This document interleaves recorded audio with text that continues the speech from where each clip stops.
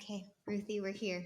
After many moons of us trying to make this happen, we finally made it. We're here in person together. Thank you again for being here. Thanks for having me. I'm excited. Yeah, I'm excited too. So you all have to know I'm like one of the biggest fans of Ruthie Kim. Amazing woman. And we have the honor of having her on the Branding Your Business podcast. She is someone who I've admired from afar and have had the honor to get to know you closer and closer. But let me brag about you a little bit. So, Ruthie, she'll probably get into this a bit, but you moved to San Francisco from the UK in your teens. Yeah. Had such a heart for the city and stayed on, did mission work, and then founded the nonprofit called Because Justice Matters, which you all do so many things for women and girls in the Tenderloin. But when I talk about it to my friends, I say, can you believe there's a nonprofit that teaches girls leadership through dance? And I'm just like, that is the most amazing thing. It's all my values come together, lifting women up, getting women like also in tune with their bodies through movement, of helping them find what's inside them. But then you also have an amazing team running it. This team who also fulfills their purpose by serving girls and women. And so you have this incredible thing going on there at BJM, but then you kind of transitioned out of that. And now you are in executive coaching and leadership. And she has this amazing conference coming up called Golden that I get to be a part of in just a few weeks. So we'll touch on that a little bit more. She's a mother of 2 boys, wife to Brian, dog owner of Callie, who is very popular if you are in inner Richmond. Outer Richmond. Richmond. She is down by the beach. Yeah. You'll see her in Callie and you'll know that that's really her. That is just a short introduction to an incredible woman. Would you like to share a little bit more about yourself? Things I didn't touch on, maybe. Oh, wow. You did a great job on touching on most parts of my life, to be honest with you. I mean, obviously born and raised in the UK. And so there's still a huge part of me that's very British, but I am officially American, and I've lived here 24 years in San Francisco. Love the city, like I know you do. Really believe in it and feel planted here, and love being a mom, love being a wife, love wearing many hats. I know you and I have talked about that a lot over the years. I love the work that I've done and am doing with Because Justice Matters, and I'm now in a totally different season and stretching and growing and expanding into new things. And I know we're going to get into that, but lots of great things happening in my life that I'm very grateful for. Yeah. Oh, I love that. Well, here's tell us a little fun fact of, I know this, what's your favorite holiday? And you go ham over this holiday. Oh. Yes, I'm really big into Christmas, and it includes the Advent leading up to it. So it's a full package of numerous weeks, decorations and celebrations. And I mean, this last Christmas we hosted 4 different holiday parties in our home, and then the Advent season leading up for me as a person of faith is a really important season. So yeah, it's a big deal for the Kims. So mind you, this is January. So now there's only 340 days till Christmas. I'm counting down. It's coming soon. But we're going to be talking about other things besides holidays on this podcast interview. So you said a little bit about, you've been here in the States for a bit, but your kind of journey to get you to this point hasn't been very linear. You want to tell us some of the plot twists of coming here, being in the nonprofit mission work, and then feeling the tug of wait, is there something more beyond this? Because I would love for people to peek behind the curtain and see kind of how that happened. Yeah, well, I love that question. First of all, praise that whole idea of, is there something more? It's, central to my values of how I live my life and run my business. But I just feel like that's an invitation for all of us to always be asking, is there something more? And I think, honestly, that my life has kind of reflected that question. So I knew at 16 I was moving out here, had a very specific call to come work in the inner city, and did that work for 24 years. And it looked like a lot of different things, predominantly in the Tenderloin of San Francisco, starting Because Justice Matters 15 years ago, with one idea, with one dream to do one thing, and it kind of snowballed. And now it exists beyond me, which is exciting. And I was really in that industry. I was locked in that area of focus. That was my passion. I loved it. It was really all I'd ever done. And so when I pivoted out of that a couple of years ago, it was a big plot twist. Yeah. I knew it was time for me to leave from being the executive director Because Justice Matters. I knew that the young lady that was stepping into my role was totally more than ready, and she's done a fantastic job.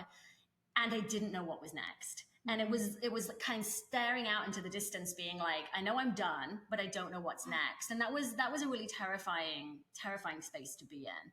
Yeah. Okay. I didn't realize that. I thought you almost had stepped out because you were already doing this on the side and then you were transitioning, but it sounds like you just knew for sure that was ending.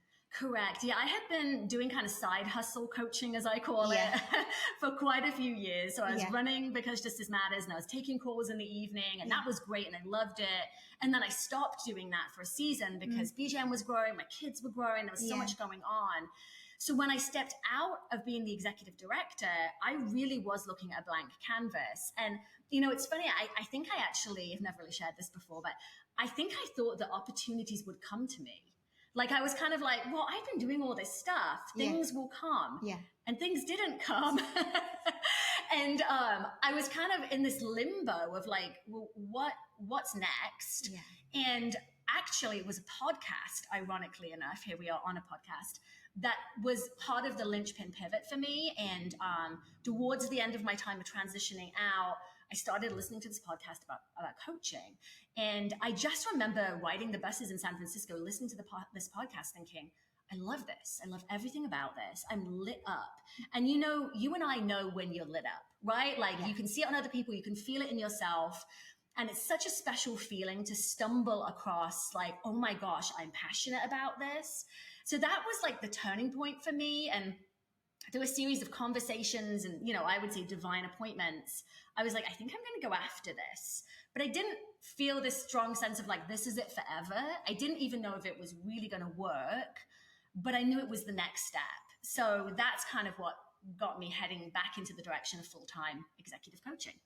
Well, and that's really huge just because I feel like I've had so many conversations with people who are in transitions and they're trying to figure out like, what's next? And to tell your friend, like, you know, when you see it or you know, when you feel it is kind of in a very Western world where we're very logical, step by step by step. Yes. It's hard for me to convince women, especially like what lights you up, follow that. Yes. Yeah. How did you, I guess, give yourself permission to just like, oh, I love listening to this podcast. This is giving me a lot of joy. I'm radiant because of it. And then you're like, okay, I'm going to do it. Well, I think I definitely felt the tension because, and I think this maybe is also what you're referring to, when people are facing transition, there's like the side of like passion, right? Like what lights me up, what am I interested in? And on the other side, you've got bills to pay. Yes. You've got responsibilities. You've got, you know, the logic, like you said, of like, I don't know, maybe if I do this, what if it doesn't work out? What's going to happen? So I was feeling all of that. And I never want to paint a picture of like, yeah, you know what? It was so easy. Like I was terrified. I had sleepless nights. I frequently said to my husband, like, I'm making a mistake. I'm just going to go get a job. I'm going to go get a 9 to 5. Like, you know, all of that was going on. I think what allowed me to do it was there had been enough small moments in my life where I have followed that kind of lit feeling, that passion, that part of you that goes, ooh, there's something there. I had done that enough times to see the value of it. And by value, I mean, not that everything always turned out perfectly, but the value of like who I have become because of doing that, like following those nudges, taking those risks. I've become the kind of person, or I am becoming the kind of person that I want to be. I want to be a risk taker. I want to be adventurous. Yes. I want to see possibility. Yes. That's how I want to set up my life. And so it was a lot of little steps along the way. So when I was at this transition point, it was like I was facing this decision of like, who do I want to be in this moment? I can be cautious. I can be scared. I can be stagnant, or I can just throw myself at this thing and we'll figure it out. And thankfully, I had the support of my husband and I threw myself at it. And so far, it's going pretty good. This is why I fangirl over this woman too, because yes to all of this. I second this. I thumbs up it just because I feel like there are people now that the roles have switched. Now you're on a podcast speaking and someone's going to be listening to this. And I know they're getting goosebumps right now because I know that they're probably thinking, should I take this risk? Should I take this leap? Can I trust that God will catch me there? Can I trust myself that I am capable of this too? Yeah. And we need more stories of people like you who are like, hey, I had those feelings too, and I still acted on it. Yeah. And I moved forward, which is huge because I know also your heart really is for women, which we'll kind of dive into more, which is also like the Venn diagram of our work together. And that you are so gifted at unlocking the potential in people and the purpose in people, which this is a nod to Golden. And that, because I imagine in a lot of the coaching conversations, personal conversations you have, you hear a lot of these transitions, a lot of these women who are kind of keeping themselves back. And I love this as a question of what is the kind of person I want to be in this moment? Like, what other advice do you have for people who are asking themselves that question? What other tools and tips can they be thinking through as they're asking themselves that question? Yeah. Well, it's a question I love to chat with my clients about, like, who do you want to become? Or sometimes I say, who do you need to become? Because someone will come to me often with a vision of like, hey, this down the road, I see myself doing this thing. And I think we often fall into the trap that like someday I'll just wake up and be the kind of person that can, I don't know, write a book, start a business, do a podcast. Like that'll just suddenly hit me. And that's not the reality. Like we often have to become someone new to fulfill the dreams that we have, to like see that vision come about. And so I'll often say to my clients, like, who are you becoming, or who do you need to become? And then tell me what that person does. So they'll often say like, well, I don't know, she probably needs to be a risk taker. She probably needs to be bold and courageous. Well, what does she do with her days? Tell me about that. Like if you woke up and you were that risk taker and you were that courageous person, what would she do in the transition? How would she respond to the situation? And it just starts to get people thinking outside of the box, a little possibility. I think sometimes we get stuck in, and often I hear this in coaching too, so this is just the way I am. This is who I am. It's okay, you're that person, but I'm this person. And I think there's huge value in realizing that any moment in time can be a moment of transformation. Like we can literally change. Like through this conversation, we're being changed, right?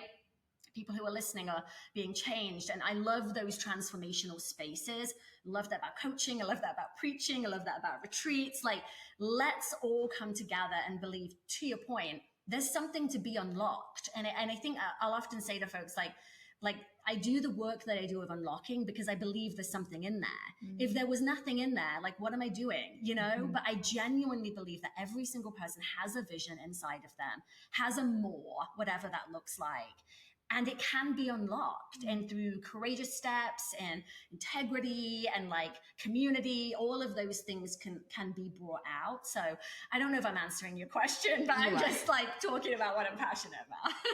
I could feel the passion exude from you, which that was such a visual example that you gave, in that you say you're in the work of unlocking people because you really believe that there's something inside there absolutely to be unlocked. Yeah. And I think that is so interesting, just because sometimes other people can see that there's something to be unlocked inside of you before you get around to believing that too. Yeah. So this ties into community and into people coming alongside of you too. I encourage you to ask yourself those questions. Maybe this podcast acts as a community for these people, for them to ask these questions. And I didn't prep you with this question, but who are the people in your life who helped you? I know that Brian, it sounds like, has been so supportive. Love to hear stories about Brian or other people in your life who have helped you see, like, Ruthie, you have this, bring it out. Unleash it, unlock it. Who are those people? Yeah, I am absolutely ready for that question. There's been a lot of those people in my life. I'll say one thing before I answer your question. I think there are people that come into our lives as gifts that we didn't make happen. They're just like suddenly there, they see something, they call it out, they support you, they empower you, whatever. And then I do think there is an invitation for all of us to seek those people out. And we can get into the nuance of the difference there. But, immediate people that come to mind, my pastor, our pastor, when I started preaching at our church, that was a big shift for me. I had spoken in groups, done talks in smaller groups, but to get up in front of hundreds of people on the regular, to be invited into that space, Dave Lomas is definitely one of those people. I've had a couple of really significant coaches in my life, my current coach, Joseph, and my previous coach, Nika. They have been people that have not only seen things and and this is the power of coaching, not only seen things and called it out, like encouragement. Oh, I see that. You should try that.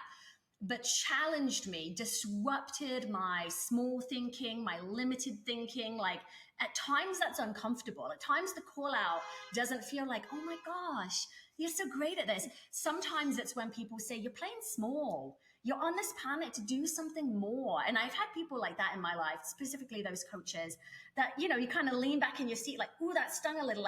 And you're right. There's an invitation there.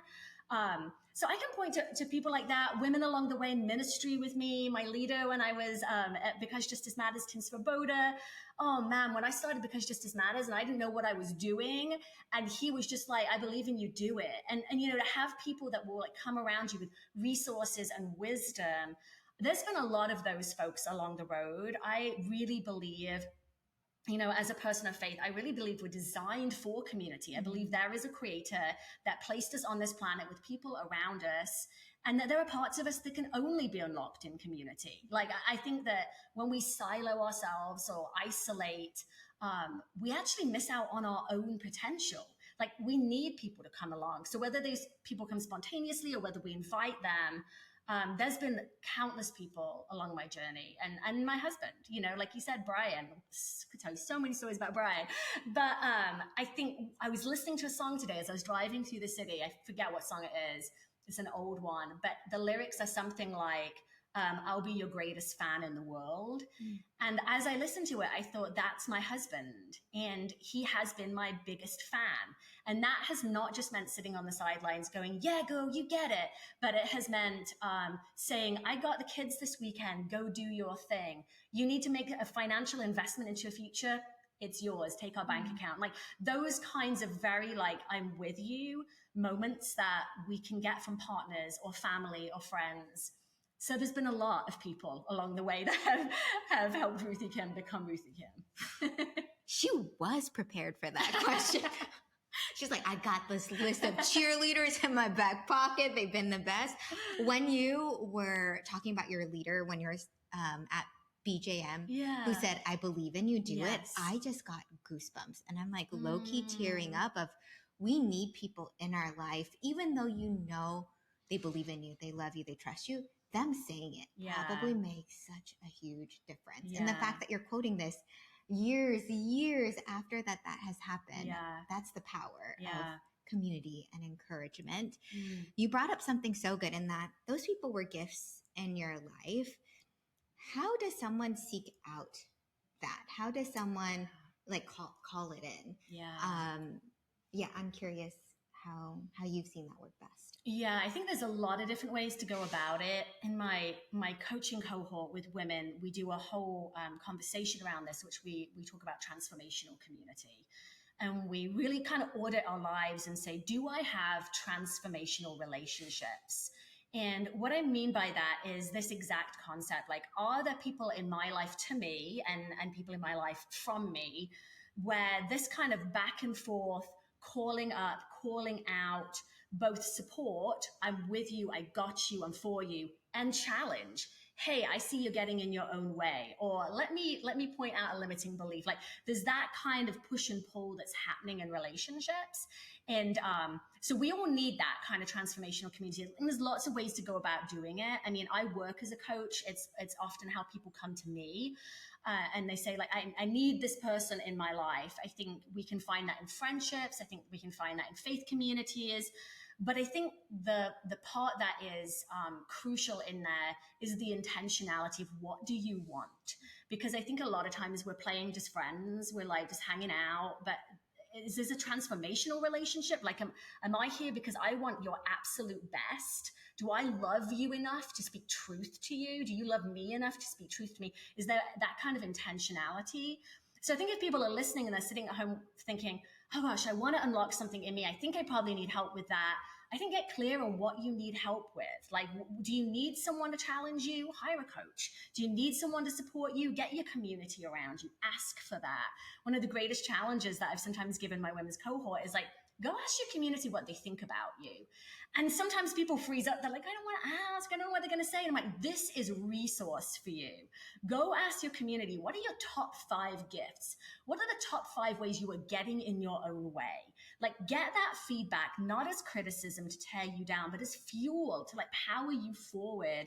This is how we become someone new. This is how we do dangerous, crazy, risky things. It's because there's a voice of our community going, I see you, you got this, keep going. Okay, stop doing that. Do this instead. Like those kinds of relationships. So figure out what you want. Go ask for it boldly. And I think this is, sorry, I'm just going on with this one. I'm passionate about this. Get it. But like, ask for it. And I know for a lot of women, there's in particularly in my conversations with women, it's like, I want it, but what if they say no? What if they say no? But what if they say yes, right? Like, I invited you to come be part of Golden. I didn't know what you were going to say. You said yes. You invited me to be on your podcast. Could have gone either way. I said yes. Like, there are moments where you make big asks, big swings. People say no. Someone said no to me today on a big ask. That's cool. Let's move on, you know? So I think we have to confront that fear of rejection. We have to confront that fear of like, well, if they say no, what does it mean about you? It means that you're like being ballsy and gutsy and you're going after big things. In the coaching world, sometimes we say yes lives in the land of no. You've got to hang out with enough no's before you get your big yes. In fact, if you haven't had any no's, you're probably not swinging hard enough. So I would say, figure out what you want, be intentional, go ask for it, seek it out, and take it as resource. Yeah, that is huge. And I feel like kind of in the audience that we serve, asking can be so scary. Yeah. Asking can terrify us of the what ifs they say no. What if that, and it's an anxiety inducing feeling. Yes. I have the privilege of talking about influence coming up at Golden. I've been reading a ton of more books about it. I feel like I just want to read up more. And I was reading about this book. It's called Influence is Your Superpower. And it's this Yale professor who teaches MBA students, and she has such funny assignments for them. One of them is for a week or two, she wants her students to get as many no's as they can. Yes. Just to ask ridiculous things so that the nuance, the novelty of it, you get less scared. And it can be simple things of, she has an example of someone going to Krispy Kreme and asking the person behind the counter, can you design me the Olympics logo out of donuts? You know, it doesn't have to be serious, but we have to, it's a muscle. Yes. And we have to learn how to ask for it. But as someone who has been on the asking and receiving end of someone saying, hey, can you be a transformational relationship in my life? And can you be that to me too? Yeah. It's not often that people will say no. And honestly, if you ask enough people, you'll get enough people to say yes to that, which I think is really huge and really important. I love, Ruthie, that you're giving the steps of what we talked about earlier of the person that you want to become doesn't happen overnight. It's steps. These are really practical ways to get there, of asking people to be part of your community and kind of taking big risks to get there too. One of the big questions I have for people when they come on this podcast, which I also think is part of the person that you're wanting to become, is as you've branched off into building your business, building your coaching business, there's a lot of values that you have put into it. And I would love to talk to you about that, because I know that people are attracted to you specifically as a coach for certain reasons. I know that I look up to you a lot just because you do tell it how it is. There's that candidness, but there's also this huge encouragement and belief. But can you share with us what the brand values that you put into your business and why you chose them? Yeah. So my brand values are my life values. And for my line of work, that works. That's not for everyone, but it works for me. And I landed on these actually a couple of years ago when I really started out in my business. And, but I think I'd been living them for a long time. And this is a process I take a lot of my clients through too. Is just like, okay, indicators of what your values are. There will be breadcrumbs throughout your life, right? You'll see that these things have mattered to you. So I did that work a couple of years ago. I landed on 3 values. My values are courage, celebration, and possibility. So what that looks like for me is it's both how I go about running my business and also the work that I do with my clients. So for example, courage is exactly everything I was just talking about. Like I try as best as I can to take big swings. Like I want the work that I do to be coming out of big, bold asks, courageous steps. I want to try and be out of my comfort zone as much as I can possibly stand, right? It's never comfortable for anyone. That's kind of how I want to position myself. So that might look like, how I promote what I do, doing a big event like Golden that other people might look at and say, oh, she's so in her wheelhouse. And I'm like, I'm so outside of my comfort zone right here. Like, this is taking a lot of courage, like that kind of thing. And then infused into the work with my clients. And hopefully if any of my clients listen to this, they will hear these values and go, oh, yeah, I see that in our work. Like, I'm always inviting my clients into a deeper place of being courageous. I always want to kind of put my finger on where's that limiting belief? Let's disrupt that fear. What's getting in the way of courage? So that's what courage looks like. Celebration for me is I wouldn't say it was like a natural value for me. And it's funny that you mentioned Christmas, because I've really moved into this place where I find celebration to be an absolute lifeline for me. I spent 20 plus years working in San Francisco, predominantly in the inner city. You see a lot of stuff, you experience a lot of stuff. And early on, I knew if I did not create rhythms of celebration, I was going to die. Like, I was just going to see too much. I was going to feel too much. Like, it's hard. And so it started slow for me. And then I started realizing, hang on, this can be a lifestyle. This is really fun. And so it became everything from, my kids celebrating small things to like mantras that our family uses to celebrating like business steps. Like, it is not uncommon for my husband and I to raise a glass in the evening to one cool email that came in, it's like infuse that celebration into how we build my business. And then with my clients too, like, I'll often say, let's pause for a moment and just celebrate what you just said. Let's celebrate, because we don't celebrate often enough. And then finally, possibility. I mean, this goes back to your original question of the more. I like to live with a sense of possibility. So with my business, I'm always trying push myself okay, where's the more? Where's the impossible? How could we reach into that? With my clients, I'm always trying to invite them into that. Like, what do you not yet see that could be there? Let's just dream for a moment. I think there's always possibility. I think there's always resource available. I think there's always one next step you can take. So those are my values. Those are some of how I weave them in. Yeah, no, and I could see courage, celebration, and possibility in all that you produce, which I want to talk about Golden as well. And this is also the Branding Your Business podcast, where we talk a lot about, okay, let's make sure that your brand values are reflected in everything that you produce. Yeah. How do you envision courage, celebration, and possibility coming out at Golden? How will attendees experience those values? Oh my goodness. Well, hopefully, first of all, they're going to see it demonstrated. They're going to see it modeled. So I'm thinking about the team that's coming together. I'm thinking about our speakers who are going to courageously get up and share in, step outside of their comfort zone for some. So hopefully they're going to feel that's just around them. It's the water that they're swimming in. Celebration. I mean, we are celebrating women. I mean, we are celebrating that female energy. Yes, we're there because we want transformation. Yes, we're there to meet with God, to be with community. But my goodness, from the decor that we have spent time carefully thinking about, there is going to be a disco ball. I'm just dropping that right now. There's a disco ball. All of those kind of things. Like, this is a celebration, like calling, purpose, potential, influence. These can feel like weighty topics. So we're like, oh my gosh, why am I on this planet? No, girl, let's make this fun. And I know this is your wiring too, Praise. Like, this can be fun. This should be fun. So they're going to see that.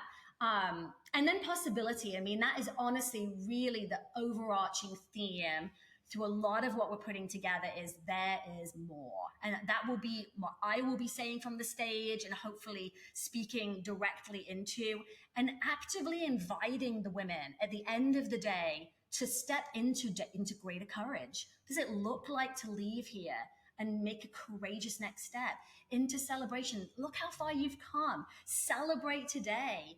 And then possibility. There's more. Don't stop. This is one day, but it's a catalyst. Like, there's so much more. So that's what women can expect when they come to Golden. We're hopefully going to embody that as a team. We're going to invite women to be in that together. And this Golden sisterhood is just going to practice courage and celebration and possibility together.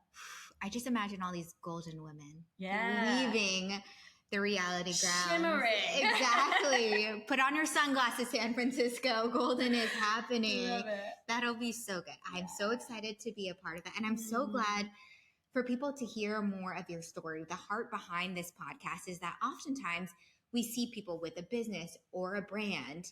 And I imagine there's so many of our listeners who look up to you so much, but they don't know the full backstory of the doubt that had to overcome to get here, the uncertainty to get here, and to be able to normalize that is so important. And so I'm so grateful that you shared your story and also very actionable tips for people who are in these transition phases of what to do to take that next step, how to build that community of transformation so that you can continue to take the next steps.